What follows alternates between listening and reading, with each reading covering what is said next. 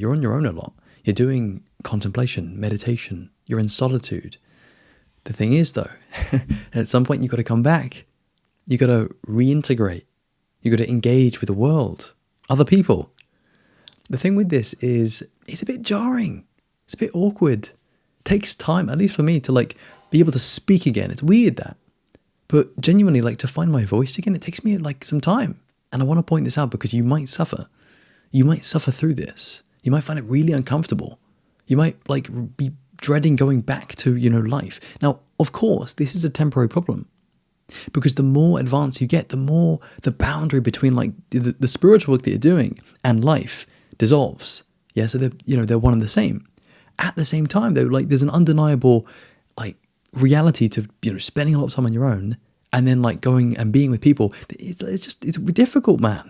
You might find it really uncomfortable. Like I don't enjoy it. Like it's kind of like the times where I find things the hardest, when I'm like in that weird limbo period, that weird in between period between being very contemplative, very meditative, really conscious on my own, and then like I have to kind of come back to normal life.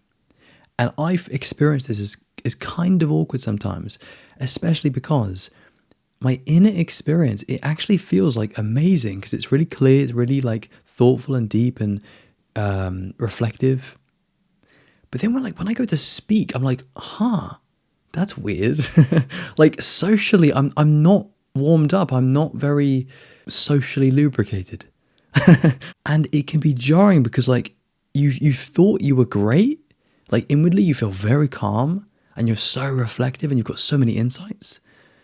But then like as soon as you try to bring that to the world, it's like, dude, why isn't this working?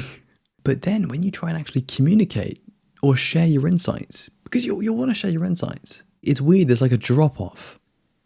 It's like inwardly, it's very clear, I've got it. Very, very clear.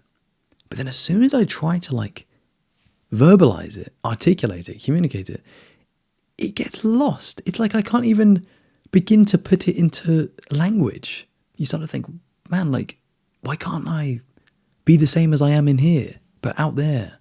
You need to practice self-forgiveness here. Because it will take time for you to be able to kind of, you could say, come back or calibrate socially so that you can begin to communicate what you've been experiencing. Yeah, like I know we love to share insights. Like one of my favorite things in the whole world, dude, is, sharing insights with my brother. And to be honest, it's way easier to kind of socially warm up or get the words out or articulate yourself when you're sharing something with someone you really trust, with someone who you really, really basically love. Yeah, because love is an interesting thing, man. Love, it does relax you. It opens you up. Any self-judgment that was going on, it just kind of like eases it. And it's just easier to be. And that's really existential if you've noticed. How do you be? What is being? What I would say here is being, especially being yourself, is just your natural state. Yeah? So notice the difference when you're trying to, when you're coming back from your time away doing a spiritual, and you come back, and maybe you are with someone that you love.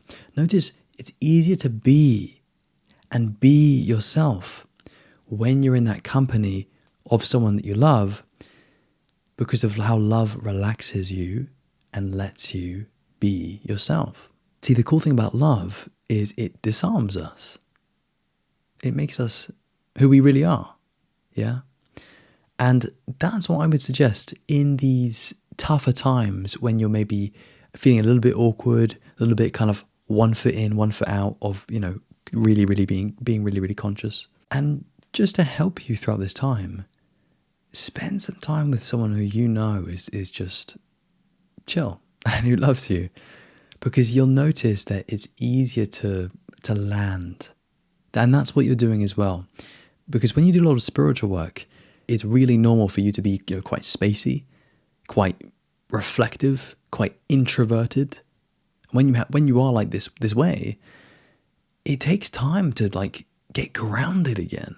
Because, very easily your ego will come back and say, why aren't I back yet? Why aren't I grounded yet? Why is this taking so long, right? What you want to do instead is you want to hold this very lightly And you want to be loving to yourself as you land.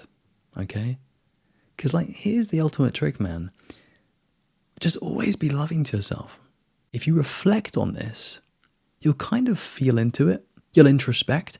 And one thing you'll realize is like, oh, wait, it's my ego that cares about how I come across if I were to speak. Yeah? So you can even go to the situation that you're kind of worried about or the ego is worried about. And what you'll notice is probably a fear. It's an egoic fear. For me, in this case, it would be, speaking, but then not speaking how I'd like to, or maybe kind of mumbling. I used to speak very quietly as a kid. So I noticed that I don't want to not be heard. But inevitably, if more about my own personal journey, it's been part of my growth to accept that, like, just naturally, that my voice isn't actually that loud. When I speak to people at events, I have them very, very close to them.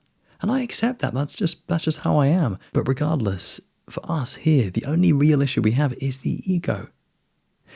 But then you might be like, well, actually, dude, I feel a tension.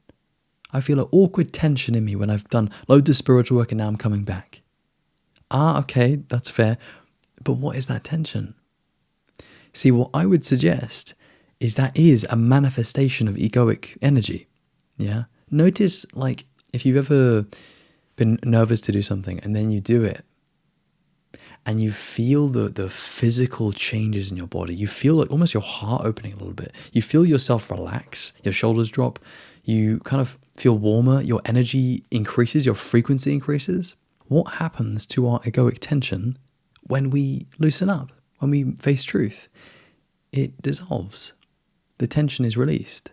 Especially because, if you've been doing a spiritual work, you've probably been experiencing states of egolessness.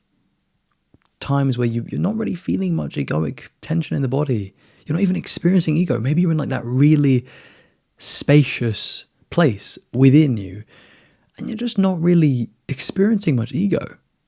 Naturally, when you come back to normal life, sometimes you get a bit of backlash, or you're just kind of trying to settle, or you're trying to land. It takes some time to feel like you again. And so again, ultimately, man, the best thing you can do here is to be gentle and be conscious with yourself as this happens. Yeah, it's a process of coming back to a more egoic state of consciousness so that you can operate and so that you can engage with life. If you resist the process and you're like, I'm not back yet, or like, I feel kind of weirdly insecure because I've meditated so much, dude, meditation can bring up crazy stuff within you. Meditation can get deep and dark. It can make you feel destabilized. It can make you feel depersonalized. It's pretty damn deep.